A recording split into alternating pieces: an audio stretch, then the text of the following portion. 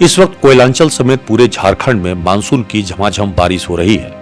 बारिश की वजह से कई शहरों में काफी हद तक पानी लबालब भर रहे हैं और कोयलांचल धनबाद के कई इलाकों में, खासतौर पे निचले इलाकों में पानी भर रहे हैं। नालियों की स्थिति भी खासतौर पे जहां सीवरेज और ड्रेनेज की स्थिति खराब है, वहां सड़कों पे पानी निकल के बाहर आ जा रहे हैं। कुछ घरों और दुकानों में भी पानी घुस रहे हैं। वैसे निगम इस मामले को लेकर पहले से तैयारी की हुई थी। इस पूरे मामले पर नगर आयुक्त रवि राज शर्मा जी से हम बात करते हैं और उनसे पूछते हैं कि अभी तक उनके पास क्विक रेस्पॉन्स टीम किस तरह से काम कर रहा है। सर, असल चुनौती आप लोग के सामने आई है, मानसून की बारिश खूब हो रही है, तो अब अभी तक क्या रिपोर्ट है, कितने जगहों पे अभी तक नुकसान की, या क्या कुछ कहां पे है जहां पे बहुत ज्यादा स्थिति है और आपदा जैसे हालात है? देखिए, मानसून प्रारंभ हो गया है और पिछले जो दिनों में जो बारिश हुई थी, जो चक्रवातीय वर्षा थी, उसमें काफ़ी तेज़ बारिश हुई और ऑलमोस्ट 100 mm एक दिन में उसकी बारिश हुई है। तो कुछ जो लो लाइंग लैंड हैं उनमें कुछ जल जाम की समस्या हुई है। खासकर जो भूतपूर्व मंदिर के पास का जो एरिया है, उसमें 3 साइड से अप है और एक साइड से वहाँ पर लो लैंड है। दैट इज़ ऑलमोस्ट एक फनल से वहाँ पर बनता है, तो एक लो लैंड है। तो वहाँ पर कुछ समस्या हुई थी और बाकी कुछ कॉलोनियाँ हैं, वहाँ पर कुछ जल जमाव हुए थे। और एक जो हमारा पेरिनियल प्रॉब्लम है आपका रानी बांध का, वो तो है ही। तो मोर और लेस कुछ जगहों पर जो लो लाइंग लैंड है वहाँ पर तो ऑब्वियस समस्या होंगी। स्पेशली आपको ज्यादा दिक्कत हो रहा होगा जयप्रकाश नगर, बरमसिया इलाका में, मनेटाड़ इलाके में, बिशुनपुर के इलाकों में, जो काफी ज्यादा जहाँ पे नीचे इलाके कि बेसिकली जो प्रॉब्लम एरिया वहाँ पर है, वहाँ एक आपका रानी बांध है जिसको अंधा मोड़ बोलते हैं। उसके बाद ग्रेवाल कॉलोनी है, जयप्रकाश नगर है, जलान अस्पताल के पीछे का जो एरिया है, या बिशुनपुर या पांडव जो कहल है, वो एरिया है। उसके बाद ये विशेषकर और जो आईएसएम के पीछे का चित्र है, ये एक लो लाइंग लैंड है।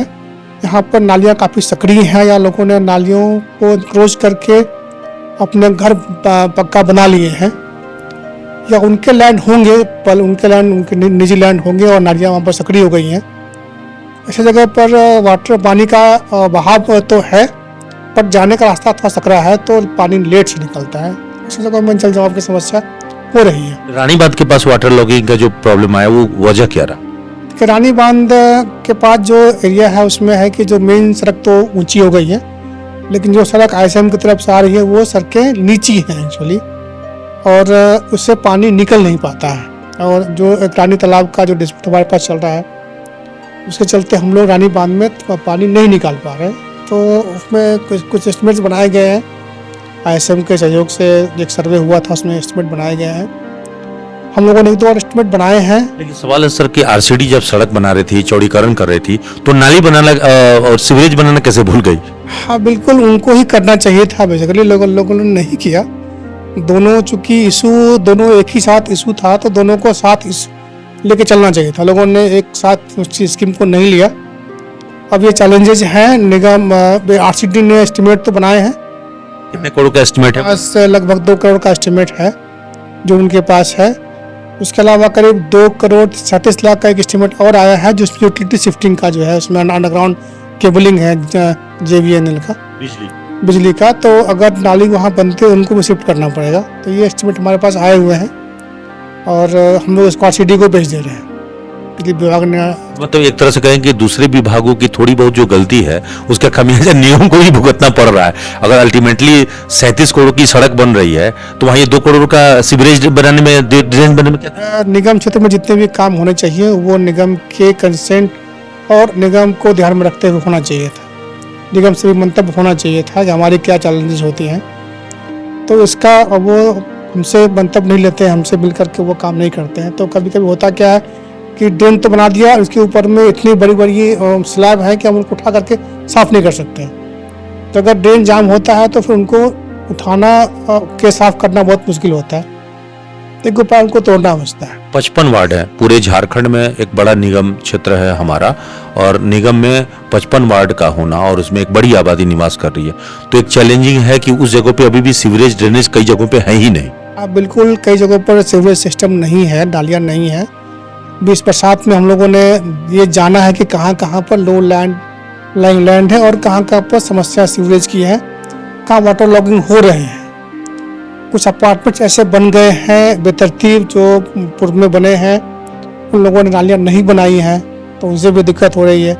वे पिछले दिनों में जो श्याम विहार कॉलोनी में चूँकि नालियाँ नहीं बनी थी, वहाँ वाटर लॉगिंग हो गया था। हम लोगों ने रात में एक क्विक रिस्पॉन्स टीम यहाँ से भेजा, फिर वो नाली काट करके फिर पानी निकाला गया।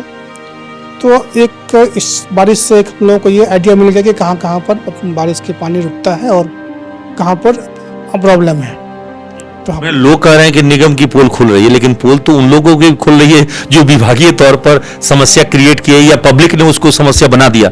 देखिए, निगम की पोल नहीं खुल रही है, निगम अपनी ओर से पूरी तैयार है चीज़ों को लेने के लिए, लेकिन एक ही समय में सभी नालियों को बनाना ये भी मुश्किल है।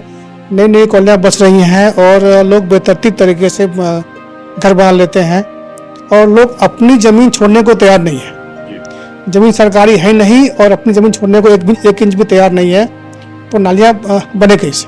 तो हाल में जो कॉलोनियां बसी हैं या जो हाल में अपार्टमेंट बने होंगे, उसका अप्रूवल तो अपना निगम ही दिया होगा या मंडा दिया होगा? बिल्कुल, तो अप्रूवल तो यहाँ से हुए हैं, लेकिन नालियाँ उन लोगों ने नहीं बनाई। नालियाँ बनानी है या उन्होंने नहीं बनाई या उन्होंने छोड़ दिया है, बट उनको बनाना चाहिए था। तो अब जुर्माना की कार्रवाई करने की जरूरत है। बिल्कुल, हम लोग उसको जांच कर रहे हैं। अगर जिन लोगों ने पूर्ण रूपेण जो काम नहीं किया है उस पर हम लोग पेनल्टी भी करेंगे, और हम लोग ये भी देख रहे हैं कि कहाँ कहाँ नालियाँ और बन सकती हैं। नालियाँ काफ़ी ज़्यादा नालियाँ बननी है और निगम ये अभी भी निगम ने एस्टिमेट बना करके टेंडर किया हुआ है कुछ नालियाँ बनने को। हम लोग करीब 20-30 करोड़ की नालियाँ अभी हम लोग का प्रस्ताव है जो टेंडर के प्रोसेस में है। तो अभी तो साफ सफाई में भी दिक्कत आ रही होगी आप लोगों को? नहीं, सफाई में दिक्कत नहीं है। हम लोगों ने बरसात के पूर्व भी जितनी बड़ी नालियाँ थी उनकी सफाई करा दी है। कुछ जगहों पर नालियाँ सफाई नहीं हुई थी या हो रही है, उनकी हम सफाई हम लोग लगातार कर रहे हैं। दिक्कत क्या हो रही है कि लोग ऐसे लोग हैं कि लोकल लोग हैं जो नाली में ही अपना कचरा फेंक देते हैं, तो जागरूक नहीं है। नालियों में कचरा नहीं फेंकना चाहिए। नाली में फेंकने से क्या होता है कि साफ कराएंगे और उनका 2 दिन में वो जाम हो जाती है। तो आपकी कचरा गाड़ी सुबह सुबह लोगों को जाती है, फिर भी उन नहीं समझ रहे? गाड़ी जाती है, वो कचरा मांगते हैं बेसिकली, लेकिन ऊपर से जो लोग बेतरतीब तरीके से सड़कों पर या फिर नालियों में कचरा फेंकते हैं, तो इसके लिए लोगों को अवेयर होना पड़ेगा। जब तक वो निगम की सहायता नहीं करेंगे, तब तक अवेयर नहीं होंगे, तब तक हम लोग उनकी सहायता नहीं कर सकते। अभी हमारे यहाँ निगम क्षेत्र में, शहरी क्षेत्र में हाउस होल्ड कितनी संख्या में है? करीब यहाँ पर 2.5 लाख हाउस होल्ड है निगम क्षेत्र में या उससे ज़्यादा होंगे, उसमें बीसीएल मिला करके है। तो बीसीएल तो राजस्व हमारे पास कितना आ रहा है? राजस्व हमारा बीसीएल से हमारा राजस्व नहीं आ रहा है। लोग होल्डिंग भी नहीं दे रहे हैं। जिन एरियो में जो लोग बात करते हैं कि यहाँ नालियाँ नहीं है, लोग होल्डिंग नहीं दे रहे हैं। जिनकी दुकानें हैं वो लोग ट्रेड लाइसेंस नहीं ले रहे हैं। दुकानें बनाई है जिला परिषद ने, उनकी होल्डिंग नहीं है। हम लोगों ने कई बार कहा है कि आप होल्डिंग ले लीजिए। साफ सुथरा चाहिए तो आपको तो देना पड़ेगा टैक्स। तो जिला परिषद ने होल्डिंग नहीं लिया, इसके चलते वहाँ जो लोग उनके रेंटल है वो लोग की होल्डिंग नहीं हो पा रही है, उनका ट्रेड लाइसेंस उनका नहीं बन पा रहा है। और जब हमसे आप सर्विस लेंगे तो हमको टैक्स भी देना पड़ेगा। बीसीसीएल क्यों नहीं टैक्स देगी? उसके भी तो एक बड़ा ये स्टेक होल्डर आपके क्षेत्र में। बीसीसीएल का मैटर हाई कोर्ट में पेंडिंग है, वो मैटर सब जुडिस है। वो न्यायालय के निर्णय होने के बाद ही हम लोग उस पर आगे कार्रवाई करेंगे। लेकिन जो लोग ये करते हैं कि जो निगम व्यवस्थाएं नहीं दे पा रहा है, फेल कर रहा है, वो ये भी जानना होगा कि निगम को वो अपनी गिरबान में झांके कि वो कितना टैक्स दे रहे हैं। पर मंथ हमें कितना खर्च करना पड़ रहा है सफाई पर? सफाई पे करीब 3 करोड़ के आसपास हमारा खर्च है लगभग। चाहिए 55 वार्ड में सफाई के लिए और चाहिए? बिल्कुल और चाहिए होगा। तो जब तक निगम अपने स्तर से सक्षम नहीं होगा, अपनी उसके रिसोर्सेज जनरेट नहीं होंगी, तो व्यवस्था सब तरीके से ठीक करना मुश्किल है। ऐसा इलाका जहाँ पे पानी, हमारा झरिया में कोई होल्डिंग टैक्स नहीं आता है, कतरास में मिनिमम होल्डिंग टैक्स है। तो ऐसे लोगों को समझना होगा कि अगर वो निगम की सुविधा चाहते हैं तो उनको टैक्स भी देने होंगे। जितने व्यापारी वर्ग हैं मुझे लगता है कि 50% से ज़्यादा के पास अपना ट्रेड टैक्स नहीं है, वो देना नहीं दे रहे हैं। कुछ लोग बीसीओ की ज़मीन पर दुकानें चला रहे हैं, वो नहीं दे रहे हैं, और दिक्कत वही होती है। एक तरह से कहें कि एक सिविक का जो कॉन्सेंस होना चाहिए वो लोगों में आना चाहिए। हाँ बिल्कुल, अगर निगम क्षेत्र में रहते हैं, उनको सुविधाएं चाहिए तो उनको निगम को हेल्प भी करना पड़ेगा। निगम को शहर को साफ रखना सिर्फ निगम की जिम्मेवारी नहीं है, जो लोग रहते हैं उन नागरिकों की भी जिम्मेवारी है कि शहर को साफ रखें, रोड पर कचरा ना फैलाएं, नालियों में कचरा नहीं फेंकें, और जो उनका जो लायबिलिटी है, उनका जो दायित्व है जो निगम को टैक्स देना, वो दें और अपने मन से देना चाहिए। मैं कोई कार्रवाई करने की जरूरत नहीं पड़े, खुद उनको देना चाहिए। कोई ऐसा हेल्पलाइन नंबर भी जारी किया है जिससे लोगों को कोई मदद की जरूरत पड़ जाए, खास करके बरसात में अगर कोई? ये निगम का अपना हेल्पलाइन नंबर है, प्लस मेरा भी नंबर सबके पास है, वो निगम के वेबसाइट पर है, वो लोग मुझे भी फ़ोन करते हैं, और जितने भी एएमसी सिटी मैनेजर्स हैं उनके नंबर भी सारे वेबसाइट पे दिए गए हैं, सब लोग को फ़ोन करते हैं।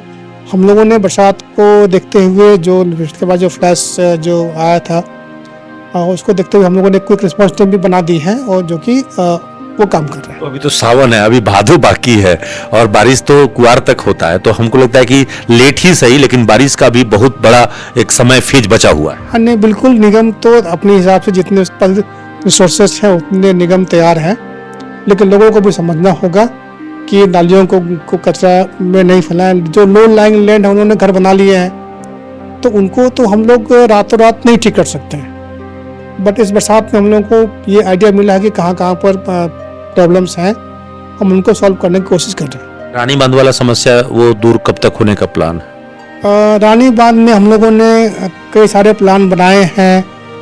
अब इशू है कि जहाँ से नाली बनाना चाह रहे हैं वहाँ के लोग वहाँ आपत्ति कर रहे हैं कि वहाँ नालियाँ हमारे मोहल्ले से नालियाँ आप ना ले जाएं।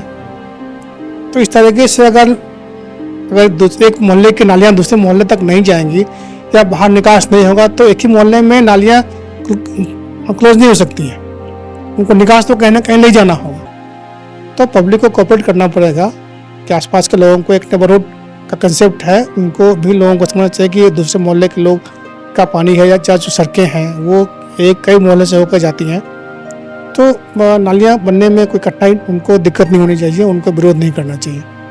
तो देखिए, अभी नगर आयुक्त रविदास शर्मा जी बता रहे थे कि अस्थायी समाधान केवल निगम के भरोसे संभव नहीं है, बल्कि समाधान के लिए जनता का सहयोग, शहरवासियों का सहयोग जो है आवश्यक है। और उसमें भी अगर आप नालियों की बात करें तो इसमें दो चीजें साफ तौर पे खुल के आई कि ज्यादातर लोगों ने अपने घरों के आगे नालियों को कब्जा कर लिया है, उस पर अतिक्रमण कर लिया है, या उसके हिस्से पर अपना कुछ जो है खड़ा कर दिया है, निर्माण कर दिया है, पक्के निर्माण कर दिए हैं। तो इसके कारण नालियां जो हैं वो संकीर्ण हो गई है और पानी निकासी में दिक्कत हो रही है।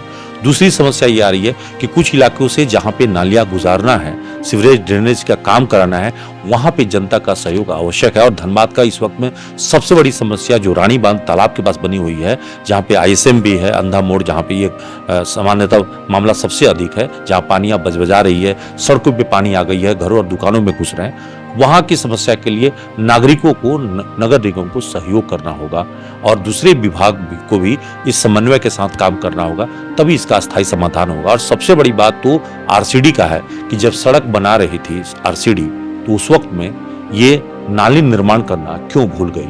इस सवाल का जवाब तो आरसीडी ही बेहतर बता सकती है।